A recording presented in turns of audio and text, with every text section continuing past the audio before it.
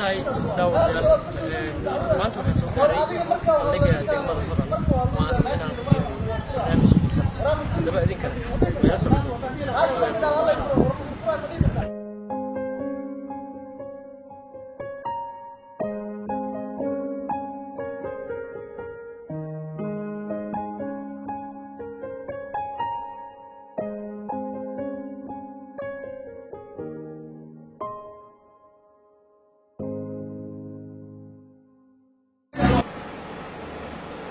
واتاي داود يال waxaan ku suganahay gudaha saldhigga degmada Hodan iminka waxaan suuliyaa taliyaha saldhigga mudane Cabditax Bashiir Cali sida uu jeedaan qaybta martida loogu talgalay ayaan fadhiyaa oo taliyihii ayaan daqiiqada kadib haduu ay barnaamijka wada kulmi doono idinkana wada sugaysi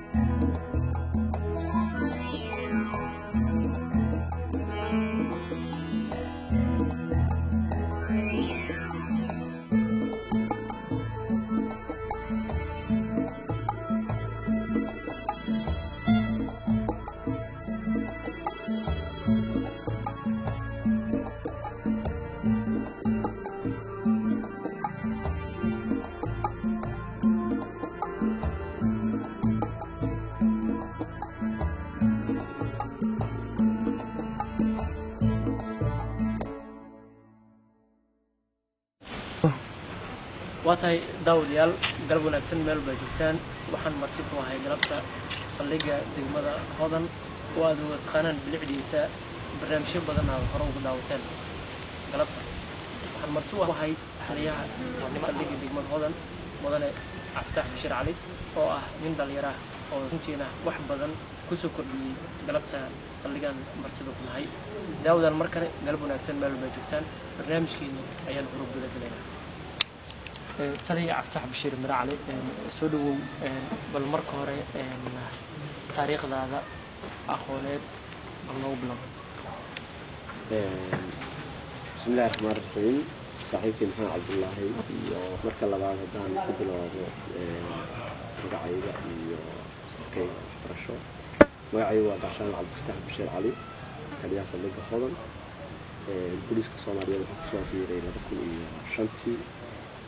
ilaa haddana waa u shaqeynayay waxa ka soo shaqeeyay fadhiyo kala duwan oo jeclahay runtii ka sii mid ah waa gartay taliya sana guuridaadii xilka la wareegtay wax yar ayaa ka dhiman marka waxay ku hirgalay waxyaabihii caqabadii aan la kulantay runtii wax weyn bay ii tahay maanta hortana ay soo booqataan xafiiskayga shaqo muddadii sanadka ahayd oo ilaahay maanta ka dhiman laga bari aan ka shaqeynayo saldhigga Hodan runtii wax badan baa ii qarsoomay ilaahay baan ku mahadsan kamida waxyaabihii qarsoomay oo runtii marka shaqada bilaabhayeen aan la taraystay oo waxaan la taraystay kooba ah cadaalad saldhiggu sida waqtiga cadaaladda uu hayo waxa uu qabto meesha qofku soo dacwoonayo labo xuquuqda maxbuuska saddex amaanka afar bilow saldhigga ku shaqeynayay inaan ka bedelo oo ay noqoto meel dadka lagu seexis karin karo shaqada socota shan inaan xiriir fiican la yeesho maamulka degmada iyo kan hay'adda la sugidda iyo shaqada runtii waxaan is leeyahay qodobadaas oo dhan iyo xiriirka bulshada waxaan isleeyahay mid kasta waxbaa ka qabsoomay haweyn oo kale waa gartay marka qodobadaas adiga astaanta ku ahaa ama aad tilmaantay kulley qofka bilaadanka waxyaabo markuu calaamaysto waxaa laga yaabaa inay dhammaan u wadrigin kuwaas marka maxaa ku wargay runtii lixda qodob baan kuu sheegay mid kasta 100% yuusan noqon oo adduunyaha sida iska ah laakiin mid aan wax ka qabsoomin ma jiro mid aan wax ka qabsoomin xiriirka bulshada si fiican baa ugu qabsoomay bilicdiisa dhiga tilmaan uma baahna u malaynayaa galabtay waa dhex fadhigay xiriirkii maamulka degmada iyo shaqayntii maamulka degmada sidoo kale ammaankii cadaaladii xuquuqdii maxbuuska wax badan baa ka qabsoomay waa gartay taliye markii intaan ka soo tagno saldhigga waa bilic qurxoon hawsha in qof kaliis uu qabsana maahan mid runtii dad badan wada aaminsan sidee ugu hirgashay hadii karta in saldhigga oo saldhigyada kala ka duwanaan marka loo fiirsho xagga bilic waxay igu runtii igu suurta gashay aragtidaan anigu runtii lahaa iyo hindisaha laakiin dad Soomaaliyeed runtii aan u bandhigay runtii jeebkooda wax ka bixiyaa jira dawladdeena Soomaaliyeedna hadday dhaqaale badan leedahay inta waa bixin lahayd dalka iyada mas'uulka ah laakiin qof kasta meeshii iyo mas'uuliyadda uu ka hayay baan ka cabiray mas'uuliyadda isaarnay anoo ka fikiraya waxaan u bandhigay dad badan oo saaxiibaday ah oo kasta kala duwan inay igala qayb qaataan horumarinta aqoonta gaaro intii waan ugu guulaystay waa gartay markii aan ka soo tagnay markaa qaabka shaqada iyo bilicda markaan ka soo tagnay in qof meel loo calaameeyo ama meel loo dhiibo dadaal juhdi ay u baahan tahay qaabkee lagu imadayaa sidii kartaa in saldhiggan aad ka noqoto runtii waxaa taliyaha saldhigga ii magacaabay taliyihii hore ciidanka booliiska saacid dabcan taliya ciidan markuu sarkaalka magacaabayo wuxuu ku qiimeeyaa firfircoonidiisa iyo garashadiisa iyo dadaalkiisa iyo aqoontiisa dabcan dee asagaa hogaaminta ciidanka booliiska ahaa hogaamintii uu lahaa baan aniga saraakiil kala soo waa gartay taliye markii la fiirsho da'daada iyo markii la fiirsho qaabka shaqada juhdigaaga waan filay dad badan inuu waraaqeen taliyaal badan markii la fiirsho sanadihii tagay 77 iyo kale iyo wixii ka soo wareegay waxa la dhihi karaa taliyaal badan oo waaweyn ayaa iminka waddanka jooga ku haboon meelo qaar loo dhigo marka ma la dhihi karaa dhalinyarnimadaada iyo da'daada dad badan markay fiiriyeen in qaarkood dhihi karaan bal taliyaha waa yaryahay oo qaab nooc loogu dhigo runtii dadku dee isku aragti ma ahaan maadaama kuraasta anaga hadda aan maamulayno ay sahayn kuraas la doorto ay tahay kuraas la magacaabo dadku kala ku wadan karaan qof oran karaan ninkan dhalinyarada kale waxa ama hoggaan ama saldhig loogu aaminay laakiin qof kasta oo loo magacaabo wuxuu asaga ku xirantay inuu dadaalo oo yaraantii lagu tuhmay uu beeniyo uu ka dhigo yaraan wax qabata waa gartay dhanka wada shaqaynta bulshada degmada runtii waxaan isleeyahay wax kastoo noo qabsoomay oo galabta aan ku faanayno haddaan bulshada aan u adeegayno aysan nala shaqayn mooy amaana gaarnay runtii si kalsooni leh baan ugu mahadcelinaynaa sida ay nagula shaqeeyeen dadka ku dhaqan degmada waa gartay saldhigga degmada hodan oo kale markii la fiiriyo wuxuu ku xindaaban yahay darsiga degmooyin kala duwan ee gobolka banaadir ka tirsan degmooyinka xuduudda ku leh qaab macaamil ama qaab wada shaqayn naga dhacaysa si fiican wada shaqayn guud oo hanaanka dawladnimada ku dhisan baa in la wada shaqeeyo haddana booliisku kuma sii jiraba kiis kasta oo degmada ugu dhow uu ka dhacay waxaa ku qasbantay inaad gacasiin waa dugsoon dista siisi eedaysanaha soo daba joogo kale sidoo kale adiguna waqtiga u baahatid degmooyin badan baa darsi iyo xadiid baan leenahay waxaa ka mid ah hawlaad waa bari daymeyle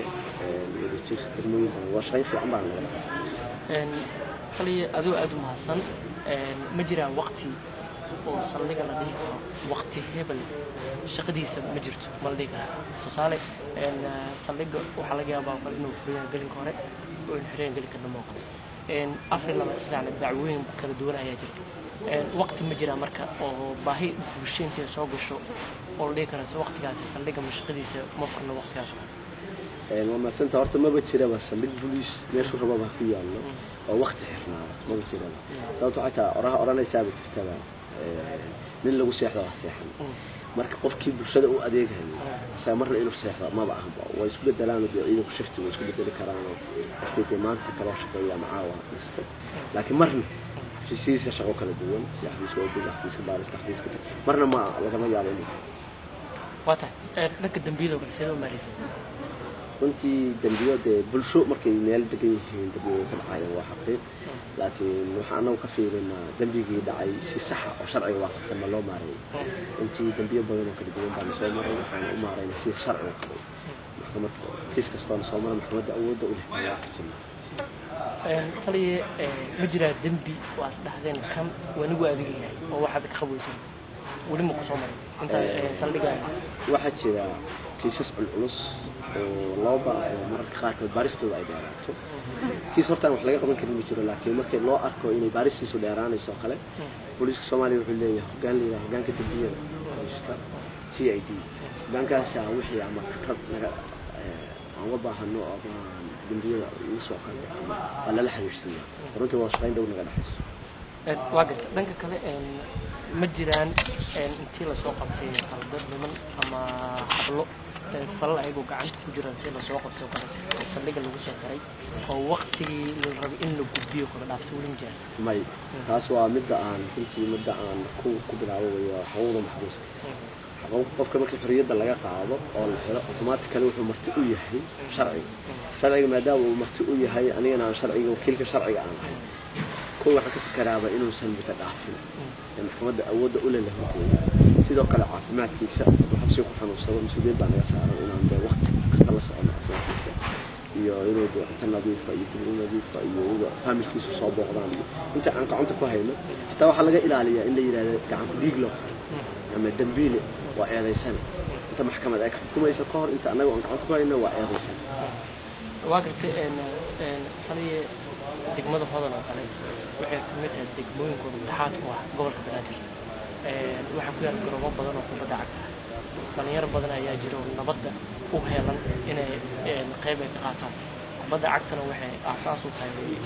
nabadda marka ka taliyahan ma jiraan wada shaqeyn dhalinyarada isboortiga iyo degmada iyo saldhigga ka wada xiriiraya runtii wada shaqeyn dhow baa naga dhaxaysa dhalinyarada aan oran karaa waxa keenay waa kursi aan ku fadhiyo kursiga dhalinyarada maadaama kursiga dhalinyarada aan ku fadhiyo ayaguna waa ishadsadaan aniguna hadda waa ku xisaabtamayo waa saaxiibada igu dhow dhalinyaro isla nahay waxyaabaha aan marka aan rabno inaan fariinteena gaarsiino oo kala waxyaabaha aan u marno waxa kamid ah sportska oo kala aan kala qayb qaato dhanka dambi ka war marka amniga degmada ma lagu tiriyaa degmooyinka ugu amni badan kala gobolka Banaadir inta ay xilka labada sano ay soo qad ma jiraan in la yiraahdo degmada hodan oo kale xagga amniga oo kala faraa lagu taago runtii dambiyada kala duwan oo dalka ka dhaca waa ka dhacaan degmada hodan laakiin muddada halka sano oo aan shaqeynahay runtii nasiib wanaag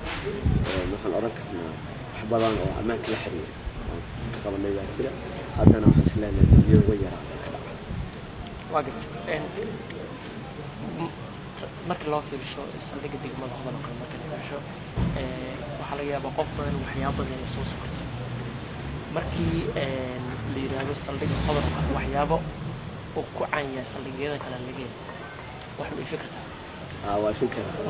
noocan dadka bulshada Soomaaliyeed muqdisho ku dhaqan waxay aaminsan yihiin beerta nabadda kaliya inay ku laakiin saldhigga hodan waa saldhigga kaliya ay leh meel dalxiis dadka soo dacwoodaan ay waqtigooda ku qaataan marka qaarkood waxa dhacda dadka xataa laftikooda maxaabiista waa la soo saaraa waqtiga ku qaataan si aysan moraalkooda soo qoyska uga beddelaan meesha qolka baan oo qaba wali ma dhacday tali in dhalinyarada degmada imaanaan oo kale beerta saldhig ee sawir ku galaan aado weyn qof kastoo yimaada waa ku soo dhaweynaa kaliya waa la jagareeyaa amaan ahaan waaxdu raba ka socdo waxa loo tusaa inuu meeshu wax ku lahaa meeshu wax ku lahaa markuu yimaadana hadee wixii asaga u soo aaday buu ka waata taliye waxta nin dhalinyaro sida hordhaca barnaamijkan ku bilowna marka laga tago shaqadaada ciidanimo ma jiraan waxyaabo ka baxsan oo xiisiiso runtii waxyaabo badan oo aan xiiseeyaa jira laakiin dhalinyarada sportska aad baan u xiiseeyaa runtii dhalinyarada waa keenaysaa isdaahay nabadoo kalena waa xiiseeyaa dadku inay dhammaan nabadda ka wada shaqeeyaan waa jeclaa runtii oo dalkeena uu noqdo dal horumar markasta xataa waxaan akhristaa waxyaabaha nabadda ka sheekeeya saashigta taliya waxaa tahay leed sport markii laga tago shaqada ciidan oo 4 saac u taagan tahay weli kubadda cagta ma ciyaarta aad waaya ganoobo oo ku yaalla hodan baa jiraan malaynayaa marka bishii barakeysnayna waa soo dhowda waa isku arki doonaa wata taliya marka sportka markaa waxaa la yidhahdaa waa niman adag fikirdaas maxaa leedahay dad badan ay marka ku daawanaya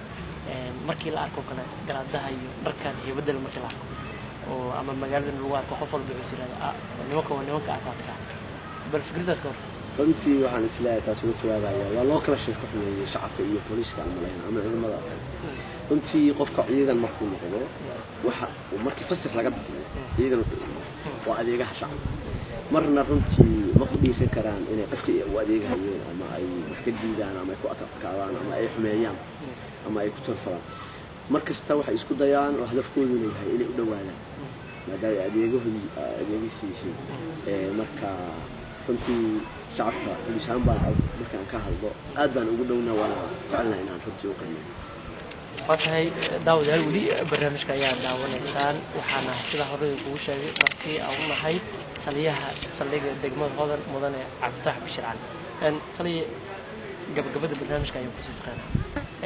markaan u maano dhanka maxaabiista waxaa jira maxaabiis saldhigga ku xiran dambiyada ay rabaan oo xirnaadaan qaab noocee ayaa ula macaamilaa waxaa lagula macaamilaa qofka markii la keeno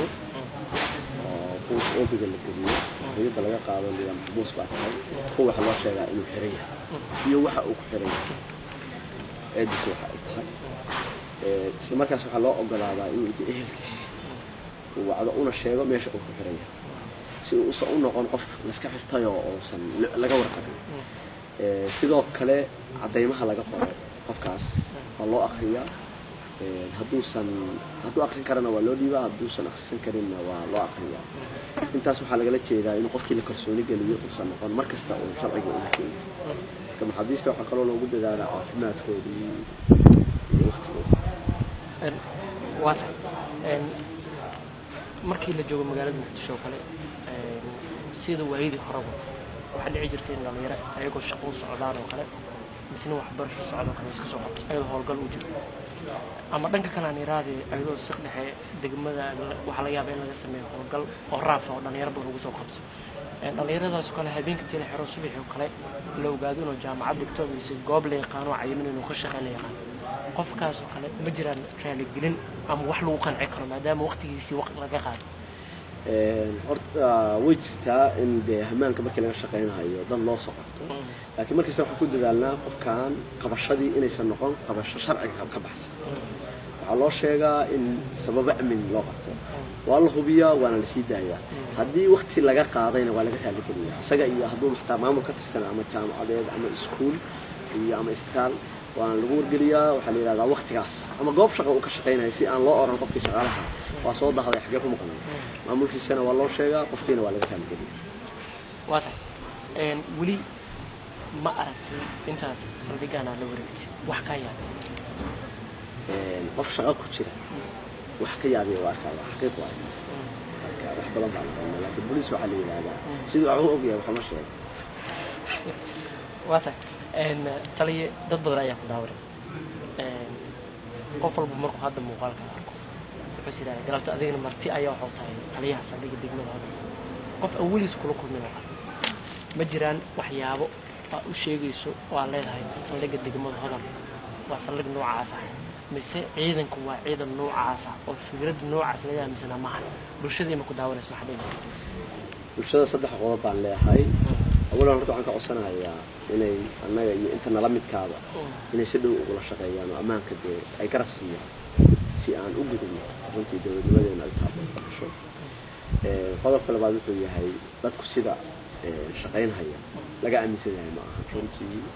dad badan oo caqli oo saaxiibaa jira oo fahmi kara meesha aan soconno iyo waxaan qabanno iyo aragtideena iyo sida ciidanka u dadaalayo oo qorraxda iyo roobka iyo udurka u adkaysanaya marka waxaan leeyahay ciidan adeegihiina waa dadaalhayaa u fahma sidaas inuu dadaalkiina iyo shaqadiina u wado marka runtii intaasaan la wadaagi lahaa. waxaan kaloo oran lahaa qof kastoo dee muqdisho ku nool ama gobol kale ka yimaado raba inuu yimaado saldhigga hodan ama xog ka helo ama uu arko sida uu yahay diyaar waxaan nahay inaan kusoo dhaweyno waqtina la qaadano. hal daqiiqo ayaan ku siinaa saldhigga ayaan joognaa sana guridaada laba ayaa ka dhiman 2 maalin qaab nuucee ayaa jeclaan jiroo dibaadegta runtii su-aal wanaagsan weeye. kowdii bishii shanaad 2017 baan shaqadan laysoo magacaabay. waxaan u malaynayaa 2 beri baa ka dhiman maadaama aan 1 sano shaqeeyay yani macno ii samaynaysaa meesha aan ka soo bilaabay iyo meeshaan u socday meesha hadda joogo. waxaan rabaa haddii ilaahay idmo inaan la qaato waqti intii aan soo hogaamiyo oo maamulahayay. sidoo kale waxaan rabaa inaan maalintaas waqti la qaato bulshadii aan u adeegaynay si ay noogu sheegaan dhaliiliheenna waxna aan uga saxno. sidoo kale waxaan rabaa inaan wixii aan qaladnayna aan dib u saxno wixii aan sax noo ahaana meeshaydii marka si fiican u fahay. aad baad u mahadsantahay.